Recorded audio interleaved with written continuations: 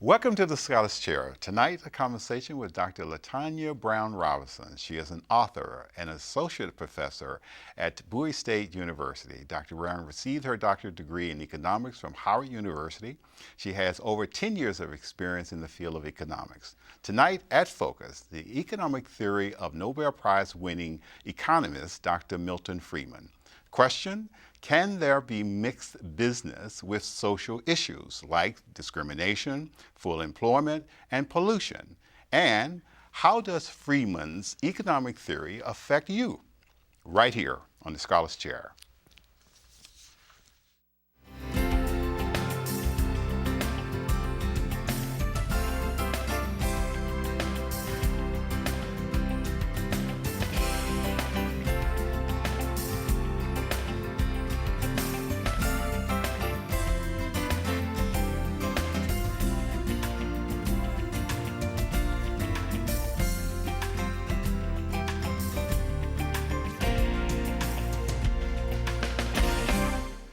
Welcome to the Scholars Chair, Dr. Brown. Let me ask you, people want to know, why is it that a smart person like you is into economics? I mean, tell me, what happened to you to make you get into the field? Well, first, it's better to kind of understand what economics is. And economics is a social science that looks at how people within society, be it individuals, households, the government, make various decisions about how they're going to allocate their resources and their goods and services within society, the decisions that they make. And so in economics, me deciding to go and pursue my doctorate degree in economics really was an issue of looking around and noticing there wasn't too many people within the African American demographic and population that was even interested within economics. And I saw how much of an influence economics has on policy, how individuals within society make these decisions, how the government allocates various resources to individuals within society. And I felt as though, for me, I wanted to be a voice for a demographic group that really was not represented in that area. So that's why I personally decided to get into economics. And I share that passion and that love to my students, as well as in my research, to definitely bring a voice to a voice that really is not heard within that field. That is perfect. And I'm quite honest with you, I'm very interested in, you were simply responding to a perceived need, obviously. Yes, I'm hoping that you were joined by thousands of people. I hope so as well. Let me ask you, we were talking about earlier, before the program got started, about Milton Friedman, and I know there is a lot of different points of view on Friedman. There are quote unquote the liberal point of view, and there's quote unquote the conservative point of view. I want to try to find a balance in here. There are people who define him differently. Who is this man? Who is Dr. Milton Friedman? Well, to begin with, Dr. Friedman studied and taught at the University of Chicago for over 30 years. He received his Nobel Prize in economics in 1976. He's known in economics as a monetarist. And a monetarist in that sense is that he believes a lot in the influence of monetary policy, as well as he's kind of seen as a non-interventionist, which means that the government should have limited influence within the market society. He's well known within the Reagan administration as far as having an influence on a lot of the free market, Reaganomics, supply side economics decisions that occurred within the 1980s as well. And a lot of people found those decisions to be positive. Some people saw them as negative. Do you have a point of view? Well, as an economist, we try to be as objective as possible. So my point of view essentially really is that in understanding various types of economic theory, since it is not an exact science, it's a social science, it really takes on some of the views that Friedman did receive. I mean, after all, he did receive a Nobel Prize in economics, so some of his ideas were championed, such as consumption theory, as well as his understandings of how monetary policy did, in fact, play a role within our society.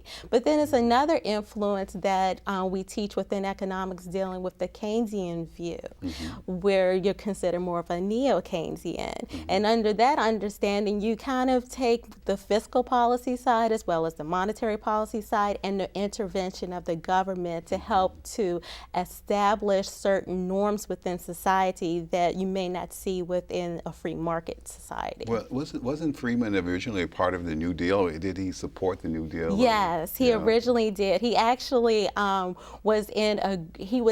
came from the Keynes school, but then Friedman, looking back at it, he said that Keynesian economics kind of missed the mark a little bit, where they really should have paid more attention to monetary policy as opposed to fiscal policy.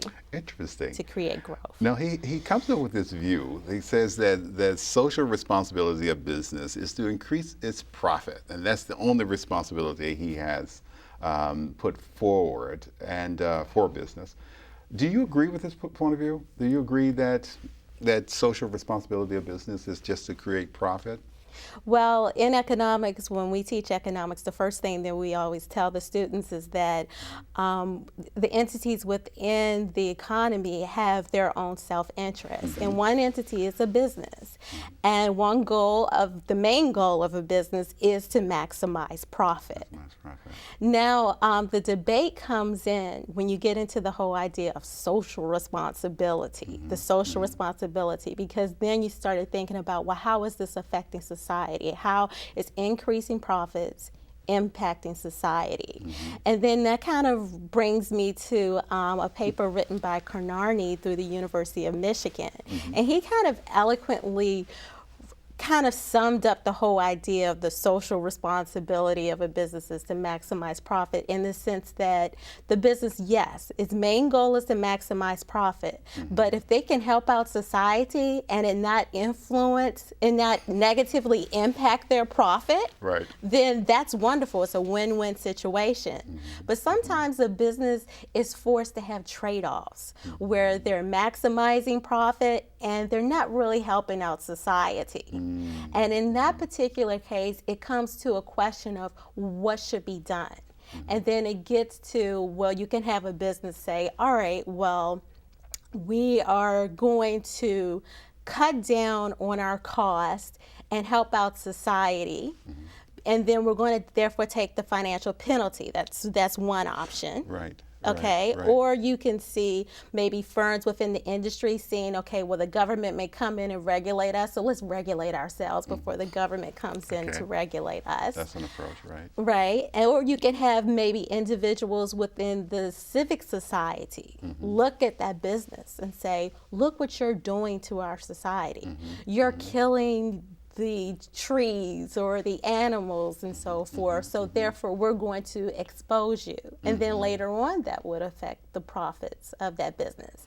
And then last but not least, you have government regulation stepping in and penalizing the corporation. So the issue really comes not with the corporation that's increasing profits and helping out society, but the issue comes when a corporation is faced with the dilemma: do we increase profits and this may hurt society, but do we still do it? And that's when they kind of get into this whole idea of cost-benefit analysis and so forth. Let me ask you, Friedman is not always thought of as a monster, right? Right.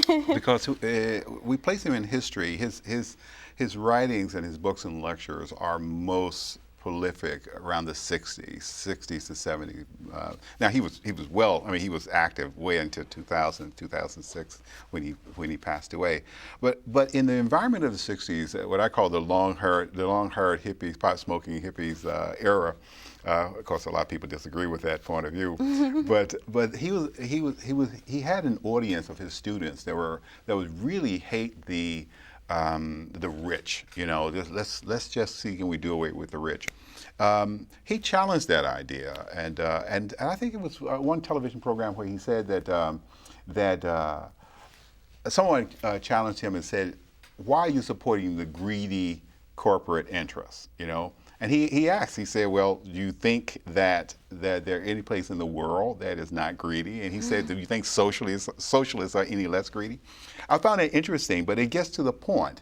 He says that business for a social end like eliminating discrimination. He said avoiding pollution or providing full employment. It's outside the realm of free enterprise system.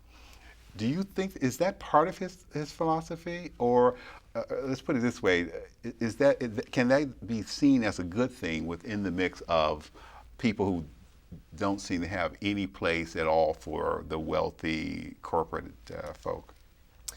Well, Friedman, when he gets into this whole idea, I think within his work and a lot of his readings, he's very black and white. You know, he's like, okay, this is a socialist society, and this is a capitalist society, and we need to function within a capitalist society.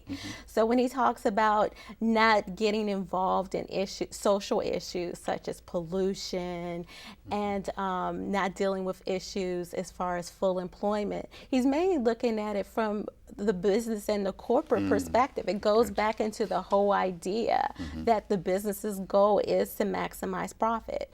And if you're looking for this business to do anything different towards helping out society and so forth, that's not one of their main goals. That's not their interest at all. Right, right. And I mean, you know, when someone may be looking at this and listening to what I'm saying about Friedman, they'd be like, "Wow, that's kind of limited in what he's saying." And in a way, it really kind of gets into a lot of the things that occurs within society today. You know, the businesses, they go after trying to maximize the profit. They look at the short-term gains of it and don't understand that, in fact, they are hurting the society in which they're serving. Yeah, and so they're interest. right. So they need to also look at the long-term effects. He actually goes further to say that anybody who attempts to do this social manipulation he says that you're courting socialism. He says it's just unadulterated socialism, and he doesn't pull any punches, does he? No, he really doesn't. A pure corporate person, right? Interested in corporate interests. And he explains in his view, and he asks the questions that what does it mean to have a business that is responsible? And what he's doing basically is describing the corporate structure. What is this thing?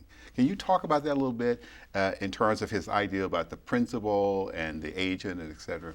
Okay, well, a corporation, in a sense, is an artificial person. And Friedman was kind of saying that we as people, we have a social responsibility, but how can something that is artificial have a responsibility towards society? And then getting into the other aspect between the principal and the agent within a corporation. The principal is the shareholder, and the agent within the corporation is the manager. And the reason why it's important to point out the difference between the principal and the agent is that you have different types of self-interest goals that are being achieved. With the shareholder, their goal is similar to the business, to maximize profit. With the agent, which is the employee of the organization, their goal is to maximize their income or their satisfaction within that realm of working within that organization. He makes it a big point to make sure that we understand that the executive, the CEO, works for some people and works for the owners, right, and shareholders. Right, right. Which could be us, right? I mean, we could be shareholders in a company.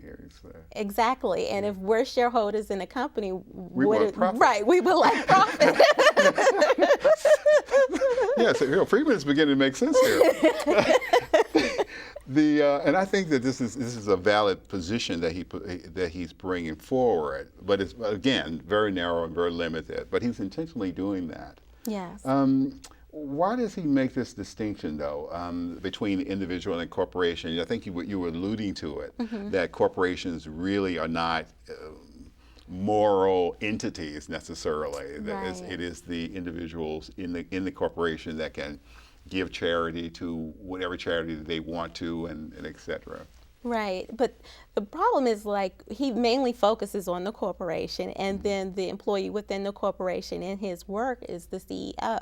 So the CEO, his goal in working within that corporation is not to maximize his profit, maximize his income, or to maximize his satisfaction, but his goal is to maximize the profit for the for the corporation. So if his goal is to maximize the profit of a corporation, he needs to put aside, in Friedman's view, he needs to put aside his personal social agendas and just achieve the social agenda of this corporation, which is to maximize profit at any expense. That's what Friedman is alluding to. Yes, and it wouldn't be a matter of choice for the individuals in the corporation if the company decides to do something that that could be really against the interest or concerns or social concerns of the shareholders. Right, exactly. A good example of this would be Warren Buffett. Right. Warren Buffett is a philanthropist that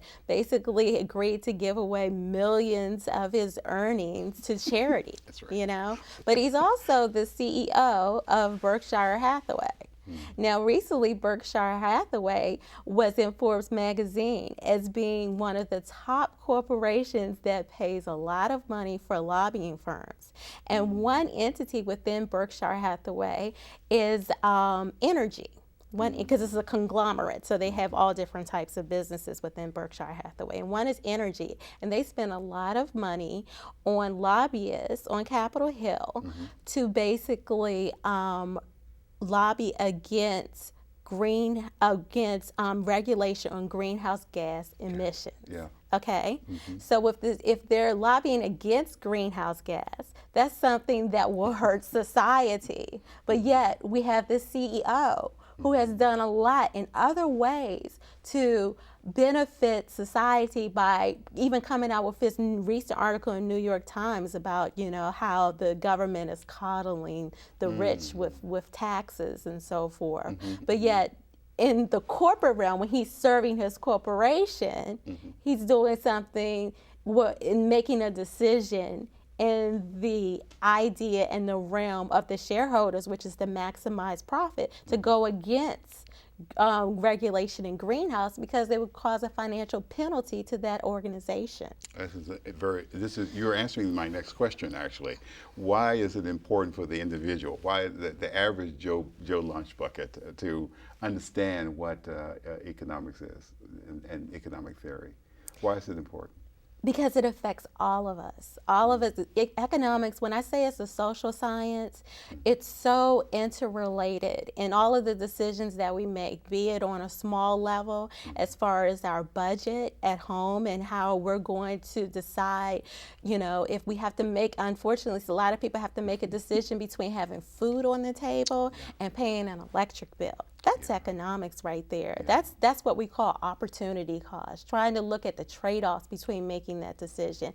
And then it goes to a larger level in the sense of businesses. What type of businesses do we decide to consume goods and services from? Why are we still putting our funds within financial institutions that hurt our neighbors, to the sense where our neighbors were giving these toxic loans in the sense that they're actually in foreclosure, the whole predatory aspect? Why are we still giving into these different types of organizations? Why not study this? Why not understand how we're taking our own personal resources and we're allocating them within society? On a larger level, it's interesting to look at, even with the government on the fiscal side, Congress and the president, how are they allocating the goods and services? What are they doing as far as their spending habits? You know, with the deficit and so forth, what are they spending it on? All of these things are important, and it's not so much just looking at how you're allocating them, but making a decision by weighing the cost and the benefits. And then if you're weighing the costs and the benefits, and when I talk about costs, I'm not just talking about accounting costs and the explicit costs that we see, but I'm talking about the implicit costs, the costs that we're foregoing and that we're giving up, the cost that's hurting individuals within society, the cost that's hurting our children through the education system. Economics is so interrelated in all of this. Within economics, we have so many economists that study all different aspects of economics. We have education economists, we have housing economists, we have labor economists. And so there's definitely a role to study on how society utilizes their decisions to make different choices. You're the CEO of a company. Your prices have to be competitive in the marketplace.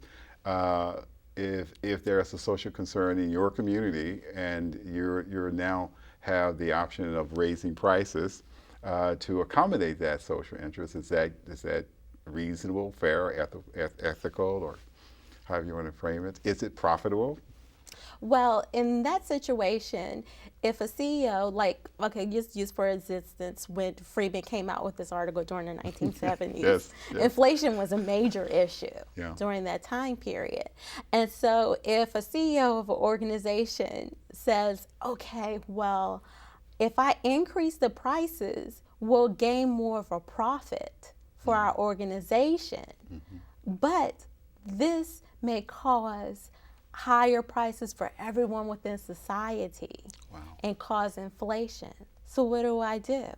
And then from that perspective, if the goal of the CEO is to basically serve at the shareholder's pleasure, which is to maximize profit, the shareholder will have to make the decision to increase the prices even though it will hurt society. Again, it goes into that trade-off.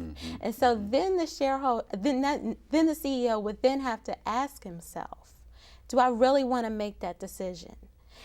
Should I penalize myself now for making this decision? Should I regulate myself now? Or is it going to come to a situation where eventually the government's going to have to step in and do regulation maybe on the monetary policy side? Because when you're dealing with inflation and high prices, the Federal Reserve can therefore come in and then raise the interest rates. And by them raising the interest rates will decrease the demand for goods and services, will push down prices. So eventually what we see is that entity is going to come in and make those decisions. But if my decision as far as the prices is that influential as a CEO, then that's something that needs to be considered. Do I want to get a short-term gain in profits, or can I look at this in long-term where in fact that I help to stabilize the prices, more people can enter into this market, therefore my quantity increases, in the long run I may profit more. That's interesting. So it's not an easy decision. No, it really is. It really is not an exact science. I like that point of view. It's a lot of situations that are involved. Let me ask you, because as you were speaking, I am visualizing government involvement with the repackaging of cigarettes to decrease the sales of them, hopefully, so that the health of the consumer will be considered, I think. But where would you come down on that? What would be your personal point of view on that? Well, I would look at it in the sense, well, first I would need to know what the demand is for cigarettes. You know, in economics, we always say, well, is it elastic or inelastic demand? In the sense, when we say something is inelastic, how responsive would a government regulation, if it's inelastic, how responsive would a government regulation on packaging the cigarettes really affect the demand? If people want to smoke cigarettes, they're going to still smoke cigarettes, and you know, it may cause some people to deter who from smoking it, but overall, will it actually impact the revenue that this corporation is bringing in? So now, what would Friedman's position be? Friedman's position would basically be the government should not do anything. The government should leave the cigarettes alone. And if it's a market for them to sell cigarettes, let them sell the cigarettes. And the cigarette companies has no responsibility for secondhand smoke or anything. But the idea is for them to maximize their profit. Now, he would probably come in the same position in terms of the legalization of marijuana. I mean, this is a product. It's being sold illegally. And also, he would have some support for his position, if he had the same position, by looking at prohibition. You know, how it was an underground product for so many years, and it actually increased alcoholism in the country versus putting it out in the open, actually. Right. So tell me, is he right by saying that if we don't legalize drugs, that we're going to increase the underground trade of it, and we're undermining society in doing that? It becomes more of a social problem. Well, we actually do see the fact that drugs are illegal, that it is an underground society and an underground market, and people are benefiting from those selling that particular product. Now, the thing is if we legalize it, then that's something that can be accounted for into our GDP and to our economic growth within society. So getting into the social issues, Friedman is Friedman's an economist, I guess. He's not a sociologist in the sense where he really is purely focusing on the markets and what could be demanded and supplied within those markets and how it can be maximized and achieved through the profits. So he's relevant today. I think that his argument is being supported by the Tea Party today. Would you agree or no?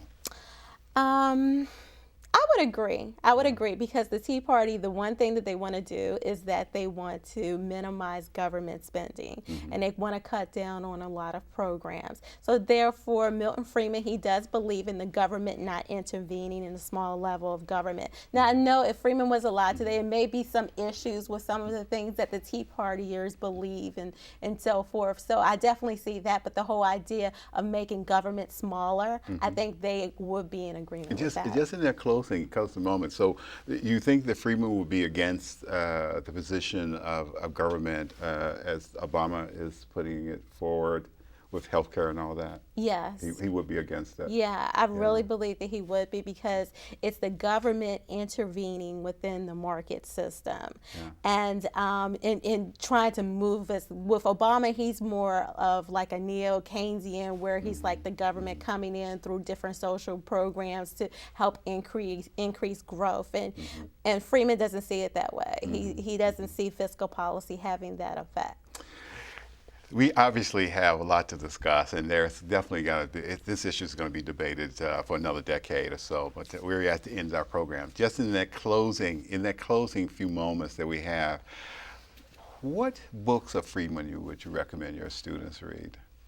I would recommend him to read, it's actually a book that just came out not too long ago. I can't remember the exact name of it, but it talks about his relationship with his wife, who was also an economist. Rose? Yes, Rose, and their viewpoints on different things. And that's an excellent book in the sense where it kind of looks back at his overall viewpoints on a lot of different philosophies and how he's evolved from his ideas of Keynesian economics to his understanding, to libertarian economics, to the understanding of the free market society that he's came towards. Interesting. I would think you would say Free to Choose, but that's an older document. Right, but this is more of a historical perspective of it's more recent. Right, obviously. More recent.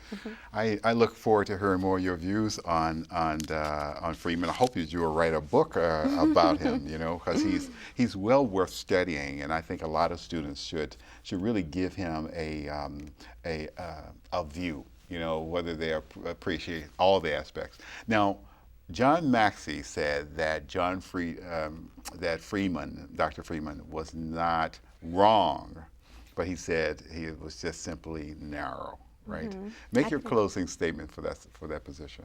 I can agree with that statement. I believe that Friedman has contributed a great deal to the thoughts of economic theory and, like I said before, the idea of consumption theory, as well as the relationship between understanding more of how inflation and unemployment plays a role, as well as monetary policy. But I do believe when you're focusing on some of his particular papers and his readings and so forth, it can be narrow with the whole idea of a free market society. Then you have answered my question. Thank you.